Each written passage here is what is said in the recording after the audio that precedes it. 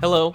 In this tutorial, we're going to take a look at Extreme PBR's surface imperfections and how to properly utilize them within your Blender projects. Currently, there is no documentation online about how to use Extreme PBR's surface imperfections materials, so I'm going to show you how you can add these imperfections to your materials. If you already have experience with the shader editor, then this should be very easy. In this scene, you can see I've added an Extreme PBR glass material to this subdivided cube.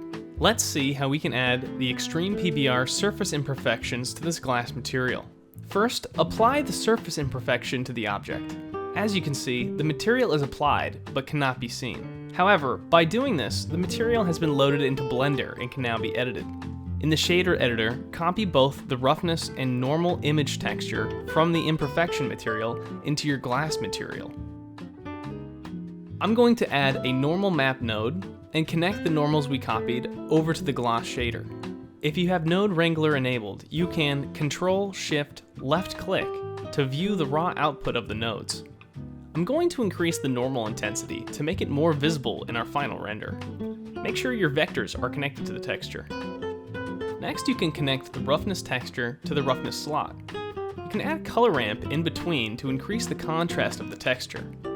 Black represents a value of 0, which would mean no roughness, and white represents a value of 1, or full roughness. In the final render, you can see how we have successfully added the roughness and normals from the Extreme PBR surface imperfections and brought them onto our main material. Thanks for watching. If this video helped you, then please consider subscribing. If you would like to see some of my work, then follow me on social media. I also do live streams on Twitch, where I stream Blender projects, play games, and have live hangouts. You can follow me on Twitch at twitch.tv/Zarek44.